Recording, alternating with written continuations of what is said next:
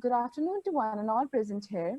On behalf of the Manipal University Jaipur School of Law Fraternity, I would like to welcome you all for this webinar on the topic Menstrual Taboos and its Impact on Human Rights.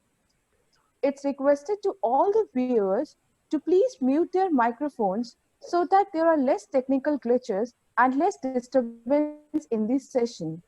And audience are requested to post their questions along with their names in the chat box and sending it to everyone and not only to host. For this event, we have Kanupriya Singh Rathore as the moderator. Now I'm passing on the bay to Ms. Kanupriya. Thank you, Viksha. I now welcome the speakers for this event. Am I audible? Yes. Yep. Yes. Ms. Jaslina Rana. Ms. Rana is a human rights lawyer and a social impact entrepreneur. After graduating from National Law University, Delhi in 2018, she moved back to her home country, Nepal. She co-founded Pad2Go in 2018 to focus on menstrual health sector in Nepal. Thank you, Jaslina Rana, for joining us today. Thank you, Kanupriya. Ms. Shubhangi Rana. She is a civil engineer and a social entrepreneur. After completing her bachelor's in civil engineering from NIT Warangal, she moved back to Nepal and co-founded Pad2Go in 2018, along with Ms. Jaslina Rana. She also was a civil engineer in Sanema Hydropower, Kathmandu. Thank you, Shubhangi, for joining us today. Thank you, Kanupriya. I don't think words will ever be enough to express our gratitude towards these two brilliant souls for the work they've been doing in eradicating and removing the taboos from something as natural as menstrual cycle. And as all of us across the gender line, as all of us are aware that this has been a big, big taboo. Hence, I think it is a need of the hour to talk about it. Considering that we're in a lockdown and some say it is a God-sent period for everybody to look in and introspect about a number of things. I think it's one big topic which needs to be discussed now. So moving on to our first question, I would like to ask the speaker, Ms. Shubhangi Rana. So Shubhangi, what came in your mind that you wanted to do something with menstrual health in Nepal? Yes, thank you, Kanupriya, for the question. So when we both came back from after completing our bachelor's and we came back to Nepal, we really had this feeling that, we had to give back to the society. And being women from Nepal, always being under, the men's patriarchal system and not being able to voice our action, we wanted to do something in the women's sector, obviously. And as young women, we realized how menstrual health did affect us, because we still think it's just only about cramps and physically it affects us. But then it does affect us emotionally and mentally as well. And this is something we really worked upon. And actually, Jaslina had these vending machines in her college. And we also saw a lot of vending machines in railway stations and bus stations in India. So, it was really easy for women during their periods to just take a coin and then vend out a pad. And that was something really different for us because in Nepal, we don't even have a normal vending machine for chips or for Coke or anything. So the whole idea of a vending machine itself was very innovative and new in terms of Nepal. So that's where we started. We were like, because as in Nepal, so we refer to menstruation as Nathuni. So Nathuni in English directly translates to a state of being untouchable. So imagine we ourselves were calling ourselves and our families were referring to us as untouchable those 4 to 5 days of every month. So it does affect us mentally, and it did affect the generation mentally, and this is something we realized. And as a girl in a society in Nepal, and I've realized because I've also studied in India for so long, our cultures and our societies are pretty similar. So what I also realized was that, we never questioned our cultures and traditions that have been passed down to us from the generation. And this is something we really figured out after Pad2Go is something that, times have changed, but we as a society have not. Because our social perceptions towards menstruation. Menstruation is actually something that is important because it is something that, our species depends upon, right? The survival of our species depends upon a biological process. So it is ironic how we think of it as a taboo and we still stigmatize it and only talk about it behind closed doors. Thank you, Shubhangi. Moving on to Jesslina. Can you hear me? Yeah, I can hear you, Ganupriya. So can you explain to the viewers what exactly is Pad2Go? And I'll be adding on another question to it. How can you, how these vending machines can be replicated in small rural areas? So thank you, Ganupriya, for the question. So firstly, to start off with what Pad2Go is, Pad2Go is a social enterprise. And when we established Pad2Go, we were also not coming from the business background. We were also quite unsure of how to go about focusing on something as intrinsic as menstrual health in the society, but ensuring that it is a sustainable model. And we obviously did look at NGO models, and we did look at business models, and we did look at company models. And something that really struck us, and something that is budding in India and Nepal, is the social enterprise model. And this is something that we wanted to go forward with, because we realized the social enterprise model has advantages of both focusing on a social aspect like a traditional NGO. It also has concepts of businesses and companies, but it and health. So we wanted something in itself, and we could take it forward without having to rely on donor organizations constantly for funding. So Pad2Go is a social enterprise that focuses on menstrual health sector in Nepal in a holistic manner. And when we were initially trying to establish Pad2Go, we realized that obviously the vending machine is something that, as Shubhangi mentioned, that was the whole idea and how it started. But when we were sort of looking at our business model and our social impact model, we realized that the vending machine only translates to one issue of the problem, that is access to sanitary or menstrual health products. But there's a range of issues within the menstrual health sector, and access to menstrual health products is only one significant part of it.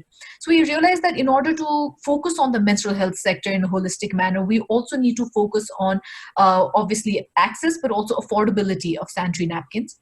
Then we also need to focus on ensuring that conversation around menstruation is normalized. Like Shubhangi said, it is a biological process, but even now it's such a taboo, and it's so stigmatized in rural and urban cities that conversations around menstruation is hardly talked about in family circles, in school circles. So we realize that this is something that we want to focus on as well. And the third aspect is in terms of sanitary facilities or toilets. So we saw that a lot of schools, especially in the rural communities in Nepal, were lacking toilet facilities. So we sort of explain this entire concept by stating that we focus on a threefold approach. So every vending machine that we install, 10% of the profits is again utilized to construct toilets.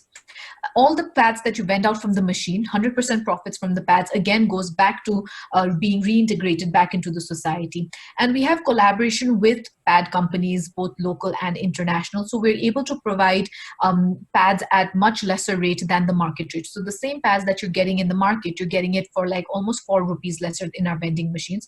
So this provides an incentive for customers to buy pads from us, but also it has a social cause behind it, because 100% of the profits is again reintegrated back into society.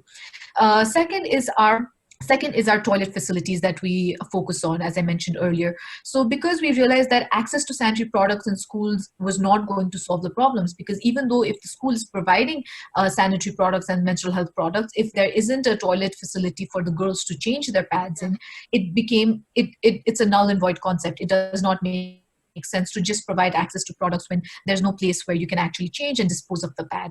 So that was our second issue, and that's something that we are focusing on. And third is obviously normalization and of conversations around menstruation. We also realize that we are working within a system, and to bring about change, it starts from one of the basic institutions within the system also, and that is in school level students and one-to-one interaction and peer interactions. So as part of our social enterprise, we ensure that normalization of conversation. So we hold talks with both school level and college level students, even offices at times when we put up our vending machine. And there we try to include both men and women, girls and boys as part of this conversation. So we realize that putting the men in menstruation is very essential, because a lot of times it's seen as a woman-centric issue, and it's something that only women and girls are supposed to talk about. Even in school, when we were when I was in school back in Nepal, something that when we were talked to about menstruation by our teachers, they only called the girls to one common room and they talked to us about it, but the boys were completely left out of this conversation. And this is something that we really want to focus on, because we realize that in a society there are men and women who are part of the larger problem of stigmatizing such a biological process, and by leaving men out of this conversation, change is not going to come about. So we focus on these three aspects as Pad2Go. I'm sorry, what was your second question? Hello, can you hear me? Yeah, I can hear you. My second question was how these vending machines can be, what are the government actually doing for it? And did you face any hurdles while, implementing it? Any hurdles you faced with the government of Nepal or something related to that? I wouldn't say hurdles as such. I mean, any government institution that we've been, talking to, they've been very positive about it. One of the ministries actually, the Planning Commission in Nepal actually bought one of our vending machines very recently for their own staff. So it's been a very positive response from the government, and we're very thankful and appreciative of that. And like in the rural areas also, so what we do is we understood that, the rural areas and urban areas will obviously have different sort of privileges and different disadvantages that they do encounter, and we realize that we need to have a machine that fits the needs of both areas. And mostly in rural schools, electricity, access to electricity is big issue. We realized in the initial stage we want a product which is accessible, which is which can be put across rural and urban areas. So what we do provide is we provide our customers and our beneficiaries with a vending machine which does not require electricity or battery. So it's a completely manual vending machine, and it's very transport. So we've actually gone to rural schools where where car access was not possible because the roads were so narrow. So we've literally had to carry the machines and go up there. So we realized that investing in machines which were bigger and which could hold electrical inputs in them would actually not be very productive in terms of the rural area. And we always knew that Pad2Go was something which we did not want to restrict to Kathmandu. So in fact, Kathmandu has one of the lowest number of our machines put across Kathmandu as compared to the rest of Nepal. So we knew that this was something that we wanted to hopefully to flourish across Nepal. So we have a machine that is accessible and implementable both in rural and urban areas. Thank you, Jesslina. That's a great job you're doing out there. So the next question is to both of you. What are the challenges that you faced as a young woman entrepreneur? Shubhangi, can you take this first? Yeah, I'll answer it first, then you can Jesslina. So I think one of the first challenges itself was the fact that we were not from the business background, and for ourselves to sit down and come up with a business model was a challenge in itself. And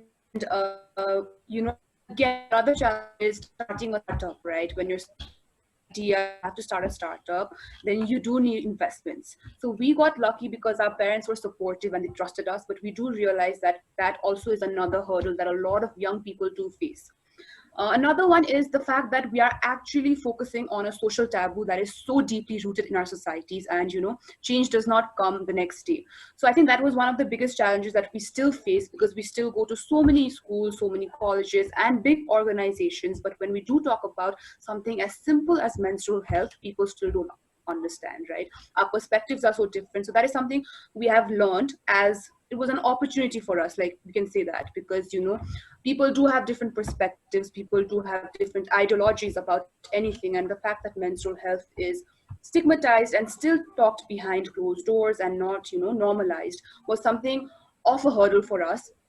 And being young and being a woman and the fact that we weren't taken very seriously a lot of times, but then we did get lucky because we were two of us in the organization. So when you do have a partner, it's easier to move forward and come up with ideas and solutions, and it was not frustrating at all. So I think when you do have a passion and when you want to make a difference, you do stick to it, because these small hurdles turn into opportunities. Jesselina, you want to add something more? So definitely, I think like Shubhangi mentioned, one of the biggest challenges for us was to understand the concept of social enterprise in the beginning.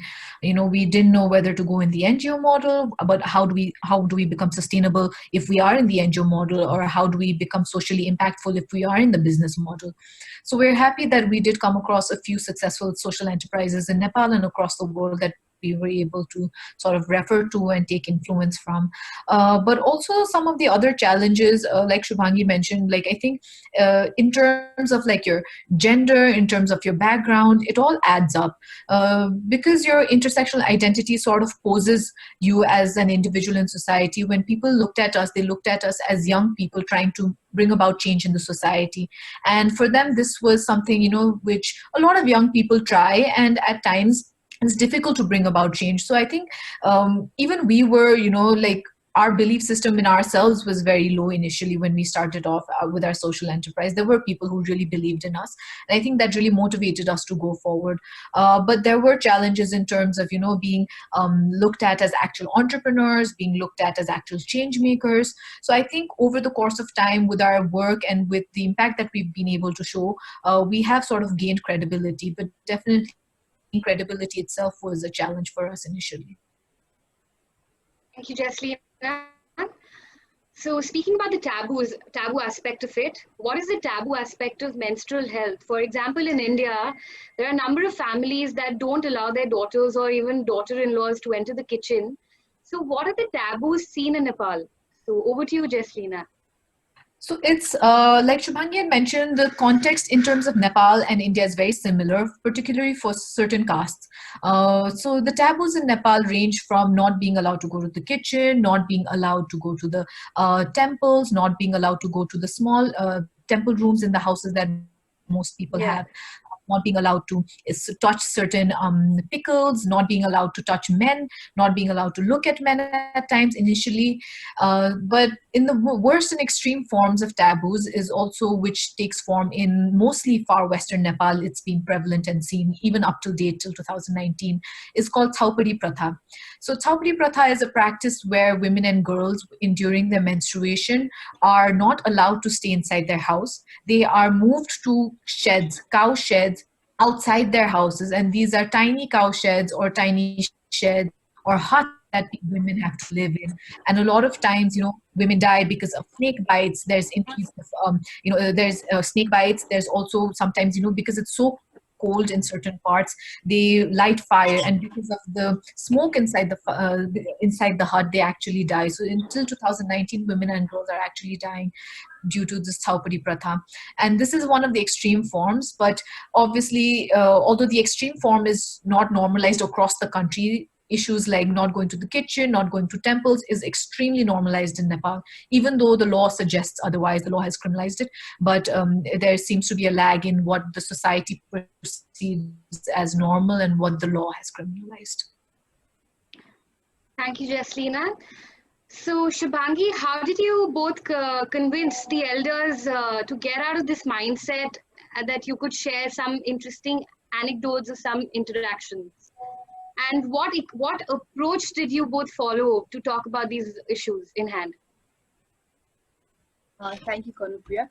Before I answer, there is a question on the group chat. So should we answer that right now, or do it after the... That's going to be done after this session is over. We'll have 15 minutes of time. So while normalizing the whole talk, because we did realize, because at times the older generation were the ones to enforce these laws upon us, right? And that's the reason that we wanted to take this forward and take it to school and college level students, because even in Nepal, we're taught about menstrual health in our 8th grade, that too only the biological aspect of it. And I think it's similar to that in India, even in the 8th and the 9th grade that you guys are taught about menstrual health. And what we realized is that it was too late. So that's why we started talking about menstruation as a social taboo, not only a biological process, as a social taboo, and how it is perceived in our country and our society. We talked to these young girls and boys about menstrual health. Why do we think it is perceived this way? How these kind of taboos and these stigmas came across, how we as a society have not come out of it. And we also discuss about different types of products. And when we're talking to both girls and boys, like how Jaslina said, how it is important to have menstruation and have men to normalize about talks about menstrual health. So we did see this whole different scenario, because these young boys were more interactive, and that's when we realized that boys were never given a chance to talk about menstrual health. They were never, they were always ignored because it was always a women's issue. So when you start discussions like these in schools, they do take it back to their homes, and then families do discuss it, because these days we have realized that the kids are more interactive, they're more approachable, and they do question a lot. Actually a good point, right? Because they go back home, they talk to their parents, like what are these things and everything. And that is one of the ways that we've been able to incorporate the whole family in our menstrual health talks as well. So when we do actually go to schools, we obviously have to go to the principal or the director to talk about menstrual health and talk about that to go and what we as a company do and how we take it forward. So obviously there is this hesitation, because sometimes if it's a male member, if there's a male teacher or a male principal and he's like, oh, it's a women's issue, then why don't you go to a female teacher? And that is the exact mindset that we have to change. And that is exactly why we require men in menstruation, right? Because it is not a women's issue. We as a society have stigmatized it so in such a great level that we as a society need to eradicate it.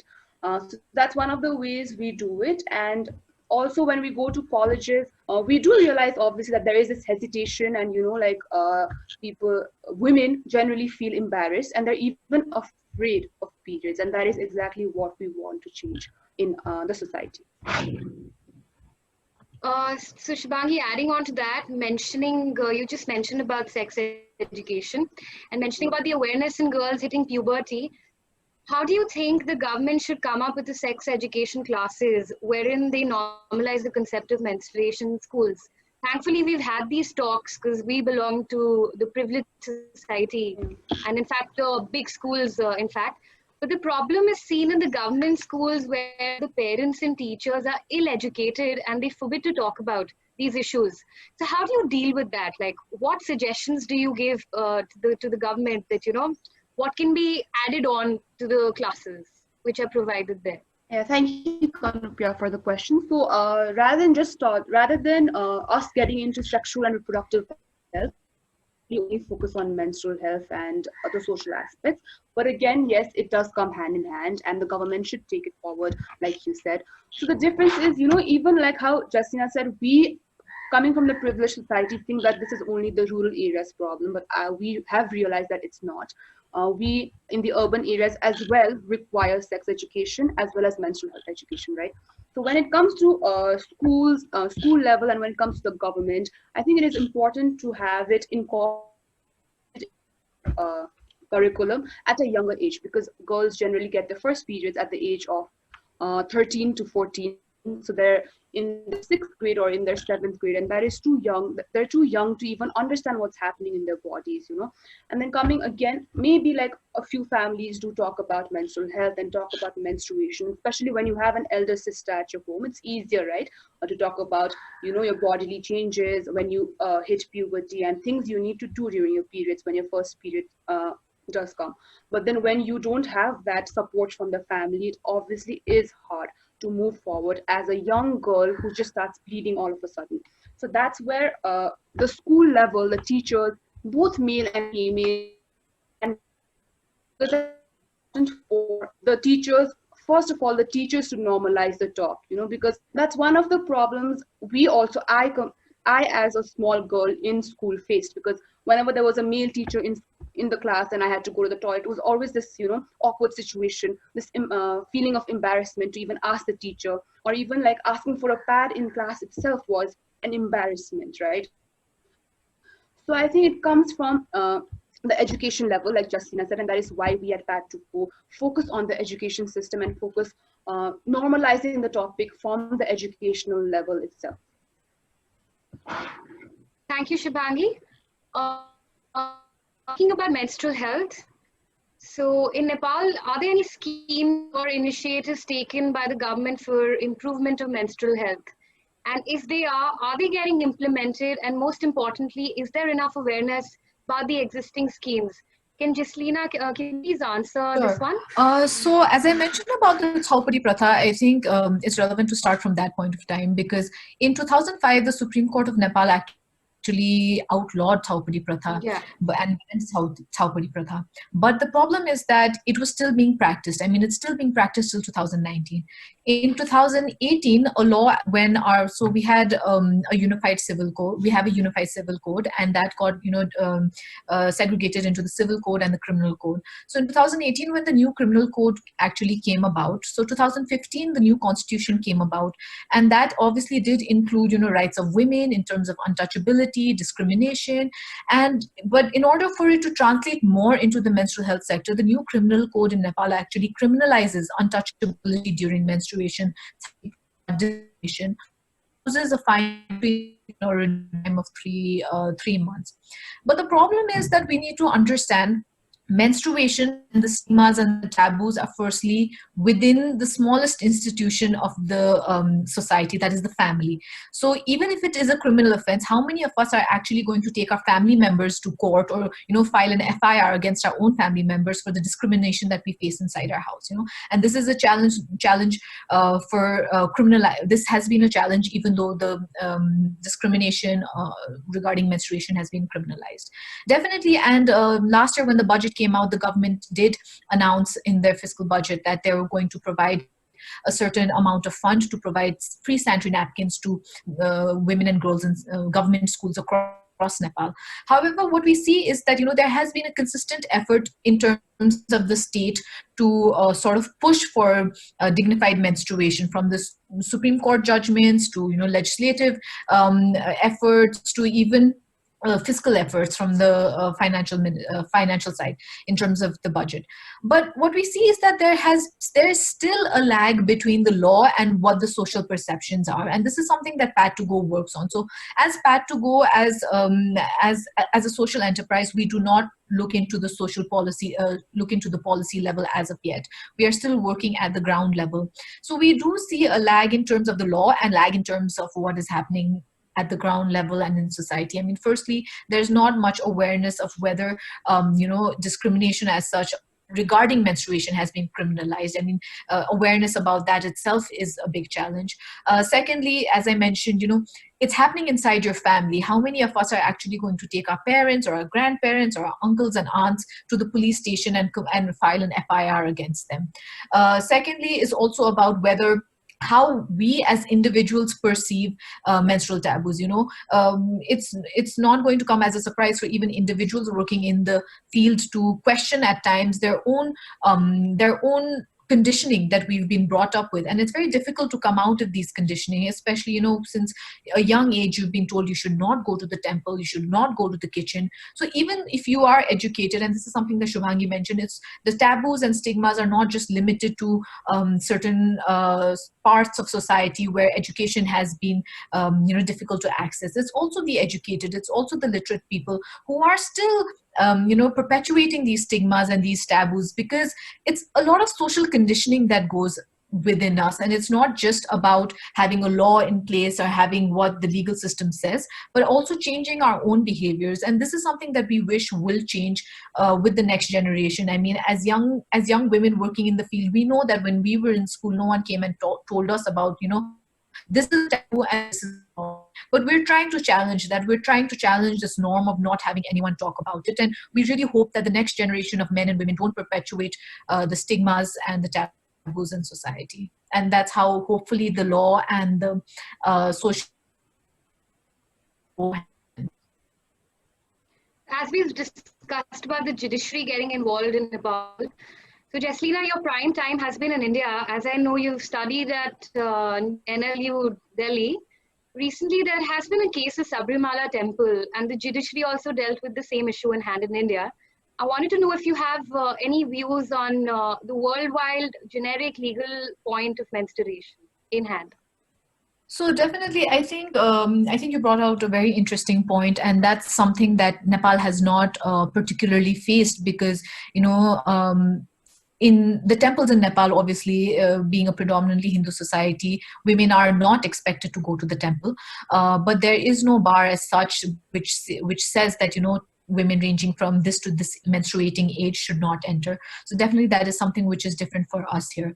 But definitely, as I mentioned, the social conditioning is so difficult, is so entrenched even in our own minds, that it's difficult to tell other people to go to the temple. In Nepali we have this word pap. Pap means, something of a bad luck. Like if you do something during menstruation, like if you go to the kitchen or if you go to the temple, some bad luck is going to come upon you and your family. So social conditioning like this definitely has its challenges. And in terms of the legal aspect, obviously it will be different from country to country and jurisdiction to jurisdiction, and obviously it will require the judiciary and the legislature to see what is required in that particular country and that particular jurisdiction. For example, in Nepal, as I mentioned, there has been a need for laws on menstruation, a particular, at least a provision on menstruation within the criminal code, because it is causing deaths of women even till 2019. Even after the law is there, it's still causing death. And this is something which I see as a challenge because, number one, discussing about menstrual cups. So yes, menstrual cups is reusable and it's good for the environment, right? But then we can't take it to the rural areas again because the fact that you need to boil it in order to sterilize it. Now imagine you can't even enter the kitchen during your periods. We can't ask women and young girls to go to the kitchen and boil the cups. So that itself is another whole policy and another whole advocacy program that we need to come forward with. Again with tampons. So with tampons, again there is this whole question of, does it break your hymen? And again, hymen is in our religious terms, hymen is so important. And then again, that's another issue that we do not want to get into. So due to which we also did realize, these reusable cloth pads that have come up, and a lot of organizations are going to the rural areas and helping out young girls and women to make out these pads with, muslin clothes and cloth pieces that can be used again. So when we did go to the rural areas of Nepal and we did speak to a few girls, so these girls, what they said to us was that, they have to walk to school every day for 2 hours. Now imagine you have to walk to school for 2 hours, you have to stay in school, you need to participate when the teacher is asking you, and you need to run around if there's a sports meet, or, just a small girl wants to enjoy her day in school, right? So it's not very feasible for a girl to go to school and come back from school wearing the same cloth pad, because you need to wash it and you need to dry it. And that was one aspect we never really saw before. And then again, when it does come to reusable cloth pads, one of the best way to sterilize it is to put under the sun. So it requires the direct sunlight in order to kill the bacteria on the cloth pad. So another misconception and another myth or a taboo that we have in our culture is that, we cannot put these used cloth pads under the sun outside, because again, sun is referred to as God. So a lot of women, what they do is they keep it under their bed, they keep it under their pillows, and it's very damp and it's not even dry, and then they reuse it. So that itself causes so many infections again, due to which we do realize that, these sanitary pads that we are providing from our company is not the best option for the environment. But right now it is for the people and for these girls and women in the rural areas, because then again, it does let them have their freedom. So this is one of the reasons why, we are trying to get into environmental friendly pads. These are pads that are made up of banana fibers or bamboo fibers, but then look like the pads that we use, the conventional pads that we buy from the market. And in India, there are a lot of companies that do, produce these pads. So if you guys are interested, there's one called Sathi. So they produce banana fiber pads. And there's one called Carmesi that produces fiber. So there's something you should bring as well. But again, the fact that it is a little more expensive, due to which it is not really feasible for the rural areas again. So that's why as of now, for the rural areas, we are focusing on the pads that we vend out from our machines, or reusable cloth pads for women and girls who can use it, who don't have to like walk around much and who are staying at home, so they can wash it properly and use it. So that's what we're doing right now. Speaking of that again, so Yaseena, referring to the ongoing pandemic, how does a social enterprise like yours is getting affected or feels impacted through COVID-19? Thank you, Kanupriya. So I think that's a very, very relevant and pertinent question, especially for small startup and social enterprises. Exactly. we are lucky enough to have moved out of our, like all the loans that we did take from our parents have been paid back. The initial investment has been paid back. So because of that, we aren't in a state of financial crunch right now. We have two interns who are paid interns. We are able to pay them also. But we do realize for startups and social enterprises that are starting out, financial issues can be a big burden right now because business is very slow. For example, for us also, we haven't been able to Yeah. sell our machines in the past 2 months, and that has definitely brought about a big backlog for us as an enterprise. But we do have our savings, and we do have profits that we had initially recovered, and that is being utilized right now to sustain our company. And we're focusing more on marketing and market research right now.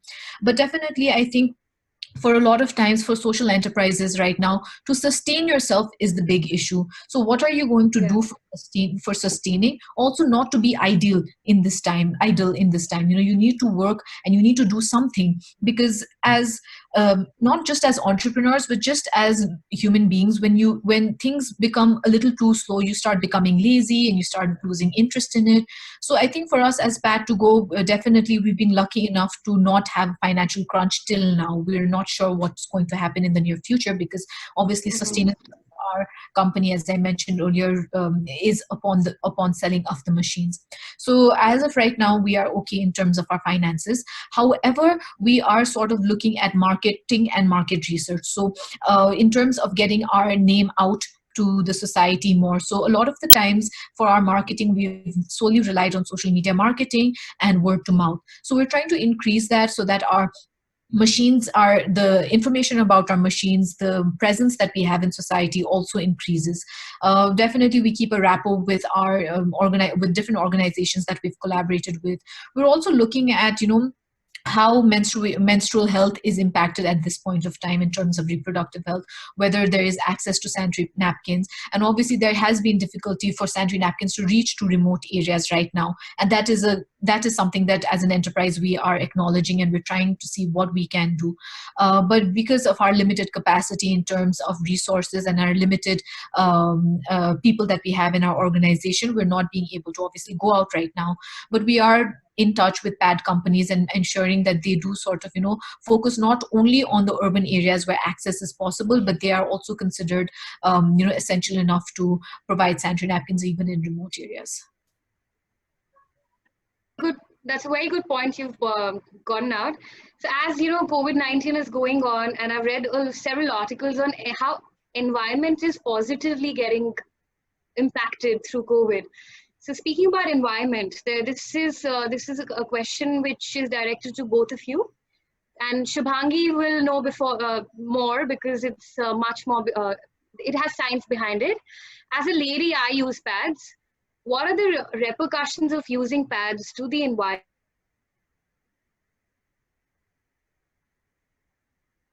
and how can we come down to an option wherein the environmental impact can be curtailed? So what are the environmental repercussions to it? Shubhangi? Yeah, thank you, Kanupriya. So obviously the pads that we generally use right now, the pads from Whisper, Stay Free and all these pads do contain plastic. So it is not biodegradable. That means that, when you put the plastic in the environment, it takes thousands of years for it to degrade, due to which it does cause soil pollution. So one of the things that we are looking into is the amount of waste we create as, women, as menstruating women, using these kind of materials.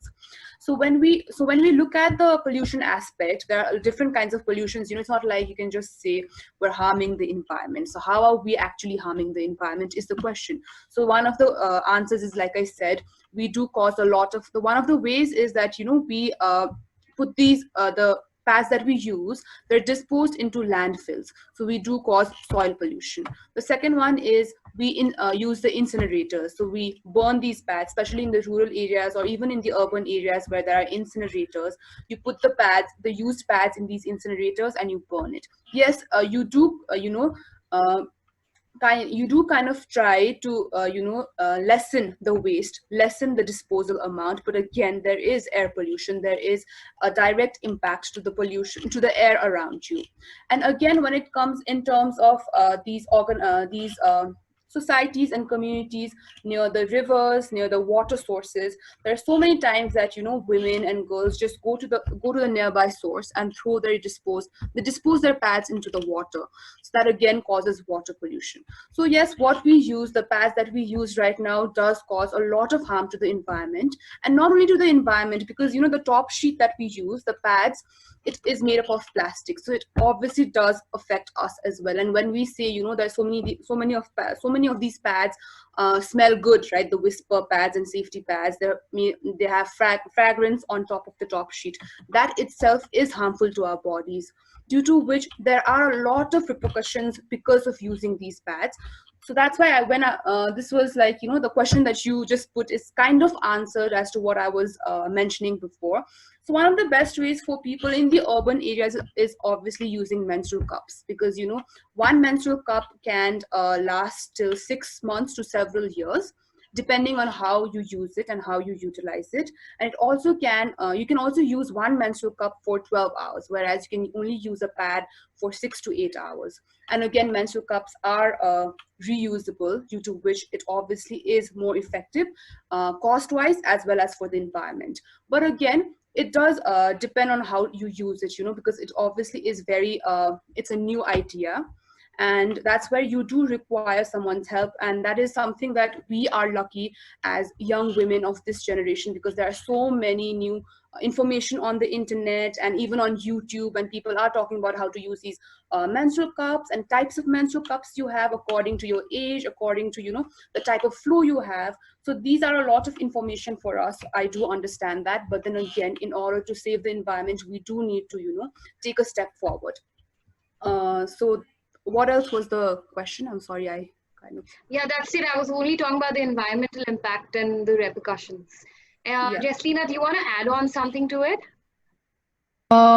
Something, I think most of it has been spoken by Shubhangi. I think I think she's covered it. Also in terms of how we do think about the environment, but also like access in terms of affordability, and just access as such is just also comes hand in hand with the environment. And that's something that we've been trying to trying to balance, and it's been very difficult for us.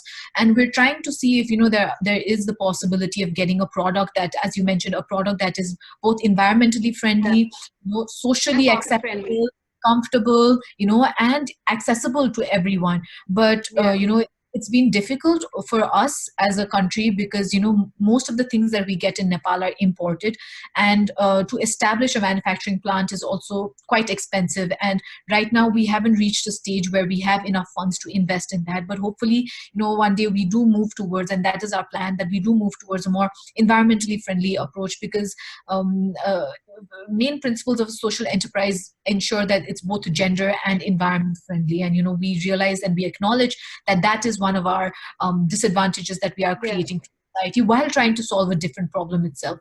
So trying to take things hand in hand, also in terms of like, if we do come out with a product, what is the reach of that product going to be, especially in the market when you have pads like Whisper and Safety, which have dominated the market for such a long time?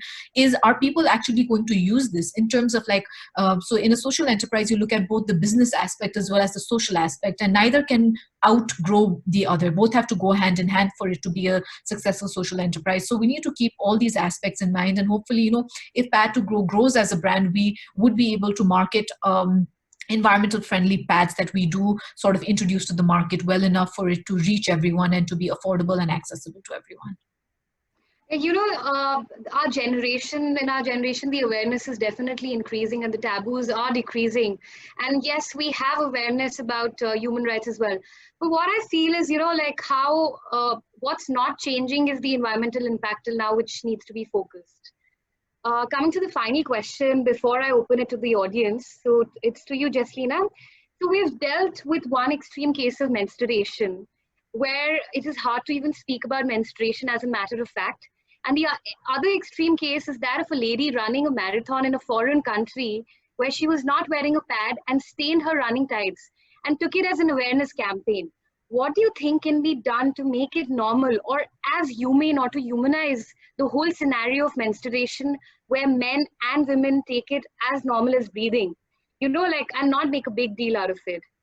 So what's your suggestion for it? Thank you, Kanupriya. So I think something that we've really realized over the course of two Yeah. years of working in the menstrual health sector is that definitely it is a very taboo and stigmatized issue, and you need to be very particular of how you deal with it. And this was very interesting for us to see when we, traveled outside of Kathmandu and we went to certain areas. And in Nepal, the context is that certain areas of certain parts of Nepal have certain castes which are more dominantly present in that place. There could be indigenous people of a particular region, and the people from that indigenous caste could be more in that area. So we also realized that caste perceptions around menstruation was also so different. The caste structure, I mean. Yeah. Is very similar to the Indian caste structure of the Hindu caste system, but definitely there are different intricacies also involved in Nepal, where there are Exactly. different types of indigenous people. And so what we realize is that each caste has a different perception around menstruation. Each area has a different perception around menstruation. It's not just urban and rural. It's when you go to each institution, each village, each community, the perception around menstruation is so different. So it could be an urban area where people's mindset is still so limited in terms of menstruation. They still stigmatize. They could be the most educated people, but they still stigmatize menstruation. It could be another community outside of Kathmandu in a more rural village where education and literacy is not very high, but stigmatization of that issue is not also high, because as a caste they have never stigmatized menstruation or have stigmatized it less than the other castes. So what we realize that it's very important to be culturally respectful when you go to certain areas, when you go to certain castes, when you're talking to certain people. And it's important to understand from the preliminary stage their background and their understanding and their community's understanding of menstruation, the stigmas behind it. And this is something that we realize that when talking about menstruation, if you give a push, the resistance is going to be higher. So rather than giving a push, we try to work within the system. We try to talk about, okay, fine, you know what, we're women from the urban area, but we face certain types of stigmas and cultural barriers in terms of menstruation, which you might also face, or which you might not face. What is your experience regarding it? As we ask school students, we ask teachers, what is your experience regarding it? Why do you think these have come about? So something that has really come about and talked about is how initially, these are, it's like a game of Chinese whisper initially. And this is something that we always come across as an answer in Yeah. different areas, in schools from different areas. So we come about information like, it could have been, initially about women and women being, not having access to any sanitary products, and for cleanliness and hygiene sake they were, stopped from going to the kitchen or going to certain areas. But like Chinese whisper, it's been taken in such a negative way that it's led to the stigmatization of women to be considered untouchable. And this is something that we've really heard from different areas. So we try to sort of, to make it more of a normal process. We try to firstly be culturally respectful of the community and understand their perspective. Then we also try to understand how much of a dialogue is required in that community. For example, if there's a certain community which is extremely liberal, there's no point in telling them about what happens all over the country. Obviously they are aware of what happens all over the country, but just focusing on the taboos, but rather we focus on how should we go about, for the next generation, how to bring about changes, take advice from them. So it's more of a give and take process rather than just going and advocating, because everyone has a different experience, and our cultures can be so different from the cultures of individuals that we interact with. So my suggestion is definitely that you need to be culturally mindful of the individuals that you talk to, and also understand that when you push, you get the resistance harder. So how do you ensure that you're working within the system to bring about change? How do you ensure that you respect people's opinions and also say that, okay, but this is possible, right? Okay, we also bring about the human rights aspect.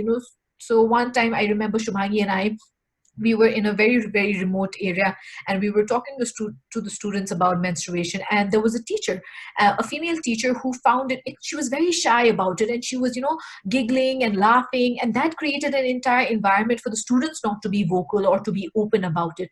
We realized that not everyone is going to be the same. So at that point we realized, okay, maybe we made a mistake. Maybe in this community where we did know that, menstrual restrictions are very, very prevalent, we should have first talked to the teachers first, understood their background, and then moved on to the students, because that would create a more friendly environment. So we've realized that you can't take a one approach for everyone. We've had to, change our advocacy model so many times. When we go to urban and rural areas, we've changed our advocacy model. So I think it's really about being respectful to the culture, but also understanding that, you need to bring about change, but change to what level at what point of time. So we're trying to bring about change slowly, and hopefully that has impacted a lot of people. Thank you so much, Jaslina and Shubhangi. Now, I feel there has been enough discussion on the impact of menstruation on the lives of ladies and the taboo surrounding it. But I would like to focus on the viewpoints of the male members of the society and what they feel about menstruation, or what thoughts or views rush into their mind as they hear the topic menstruation.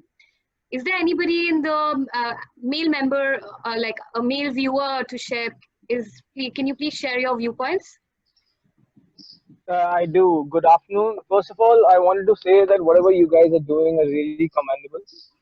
Can you This is please Navin. switch on your camera, please, so that everybody can see you? Actually, I'm out. Actually, I'm outside. I can't do All that. right, So I'm perfect. actually driving. Yeah. Yeah. So this is Navin this side. So nowadays, that as we see that the word PMS has been utilized in a very general manner, be it guys or girls, they just go like, "Oh, I was just PMSing," or "She was just PMSing," or going through that time of the month. Like whereas in my viewpoint, they are only stigmatizing women in general. So like be it like nowadays, even though I have a very healthy and open relationship with my sister, whenever she's going through that time of the month, and I normally get manipulated in doing her work, or getting her the favorite fruit from a market or something, because she had a craving or some sort, and going through a lot of pain. But what my question really here is that menstruation was generally considered as a taboo has recently been legally recognized as a cause of women committing crime.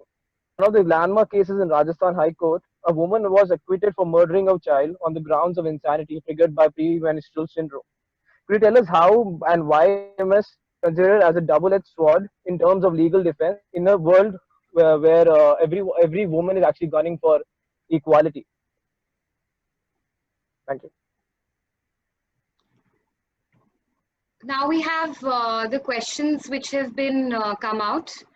So we have the first one is from Dipakshi Rathore to Jaslina. Dipakshi, are you there? Hello, yeah, I'm here. Hi, can you please put forward your question? Yeah, just a second. It's like I just took a screenshot of the. Do you want me to repeat it for you? I'll repeat it. Yeah. So my question is to Jaslina. So I used to stay in a boarding school, and like because we did not have access to any social media or anything, and we didn't have much awareness about menstrual hygiene or any of that. So what do you think is the perspective now, like that has changed because of social media now that has come? So like how have people started looking at mental health and hygiene in a different way? Should we answer that, Kanupriya, first, or move on to the other? Yeah, sure. Thank you so much for your question. So I think definitely, like as Shubhangi had also mentioned about, the social media playing a big role in advocacy and awareness, and we ourselves have used social media as our marketing and advocacy tool. And obviously, access of social media also itself is very, very limited. Internet, when you look at the larger context, it's very limited. So we do realize that when you talk about access and awareness from social media, it's only to a particular range of beneficiaries. It's not to everyone. So we do realize it is a very important, crucial portion of advocacy, but it doesn't reach everyone. My point would be more towards the rural areas of it not reaching to everyone. But obviously, even in terms of boarding schools, like it does not reach boarding schools because a lot of times there is restrictions on use of social media and on the use of internet. But one thing which I really found interesting was that my own boarding school that I went to, this time when I was a student there was no concept of someone coming and talking to you about menstruation, let alone the taboos around menstruation. And once we started Pad2Go, I was really fortunate that the school invited me back to talk to the students about menstruation, taboos, and what Pad2Go as such is doing, and the awareness that we're raising. But definitely, when I did go back to my school and was talking about it to the students and to the teachers, I was really appreciative that even though that the boarding schools have their own restrictions in terms of use of social media to gain, information regarding mental health products, they did do a different initiative of actually being someone who's working in the line to talk about taboos and menstrual health as a whole. So I think social media is a very important tool, but it does not reach everyone, and we should always think of other forms of advocacy for it to reach everyone. Thank you. Naviteja had a question in hand, which he spoke about, is to Shubhangi. Shubhangi, are you there? Yeah. So how PMS is used as a defense, and there are ladies committing crimes. What do you say about that? I think that is something I myself question sometimes, because we ourselves so many times, as young girls in school itself, there are times that I've just like said I'm having my periods, I don't want to go to school, or I'm having my periods, I don't want to do this, and this has actually become more of a taboo because we ourselves are putting ourselves back, and we ourselves are letting the taboo increase, right? Because PMS is not something I would not like to say that no, there's no such thing as PMS, or because of PMS so many things are happening around the world. But again, it obviously depends on what we as women take forward and how we want the world to perceive us, because menstrual health already is such a big taboo. We need to realize that the society already looks down upon us, already stigmatizes us during our periods. So we ourselves need to be more vocal, and we need to like address this situation in a more open way and realize what the repercussions are and what the society will perceive and how it will perceive further. Because like how Navita Teja did say, there are so many times that women do take Yeah. use the word PMS and do like a lot of things that are not right, legally as well as socially. So I think that is when we as women, as human beings, need to sit down and reflect on our actions and need to realize what exactly is right and what exactly is wrong. Because again, while trying to create an equal world, we're not trying to put men down, or we're not trying to go up on the level, right? We're trying to have an equal society where both men and women are treated equally, and that is something we should not forget. So we have a question from Pragya Sharma to Jaslina. Pragya, can you please speak up your question? Yeah, good morning. Jaslina, as you are a lawyer, is there any right in Indian constitution regarding these taboos? Thank you, Pragya, for your question. So, as are you a law student as well? Yes. Okay. So as a law student, obviously I actually got the constitution in hand because I just read your question earlier, and obviously they've not used the term menstruation, like even in the Nepali constitution, which came about in 2015, and had landmark judgments in terms of like mental health already being given. They have not used the term menstruation, as far as I know, in the Nepali and Indian constitution. But obviously things of equality and untouchability do go hand in hand in terms of menstruation, especially when you're seeing that the social impact of menstruation on women in terms of gender equality, in terms of untouchability, in terms of discrimination is being perpetuated. I think we can take these fundamental rights to include our issues of menstrual stigmatization and discrimination. Yeah. Thank you. Thank you. So the next question is from Hiteshri Das. She's from Bombay. Can you please speak up your question? Yeah. Hi, Jaslina and Shubhangi. Firstly, congratulations on the initiative. It's really commendable how far you have, reached out to the girls of Nepal. My question to you is regarding your enterprise and your growth and sustainability model. How do you see yourselves growing or working in this sector once once your awareness is achieved, which is the primary aspect of the initiative? So what are the further thoughts, and how do you see yourselves going ahead? Thank you so much, Hiteshri, for the question. So as Pat, to go, since we do have a holistic approach towards menstrual health. So, this time at home has actually helped us to reflect on our goals and how we want to take Pat to go forward. So, one of the first things we would really like to focus on again is like how we've discussed about bringing biodegradable pads to the market that is both accessible and affordable for the whole society to use. And then again, the other one would also be to expand our organization, because right now we're in Kathmandu, we're based in Kathmandu. Even though we do go to a lot of different places in Nepal, it's not possible to go all around and also have our own job in Kathmandu. So that is something we're looking into. And we're also looking into expanding to other South Asian countries, because we've realized how especially in South Asia, menstrual health is still a taboo and still stigmatized, and women do face a lot of hindrances just because of periods. So these are a few aspects that we would like to expand and grow in the future. Jaslina, would you like to add something more? Just to expand upon our work in Nepal. So right now, as Shubhangi mentioned, we're based in Kathmandu. Both of our interns are in Kathmandu. So we actually want to focus on youth employment, because youth unemployment in Nepal is a big issue. Straight after, also like once we came back from Nepal, like for around 6 months, Shubhangi and I were both unemployed. And that is the time we actually took to establish Pat to Go. And that's when we realized that, people with bachelor's level degree were not getting jobs in Nepal. People were like, you need to have a master's degree, you need to have 3 years of experience to apply to any job. So we want to create jobs for the young market also. So what we are planning to expand and how we're planning to expand Pat to Go in the coming 5 years is that we want to be able to establish, so we have 7 provinces, and we want to be able to establish a focal person in each province.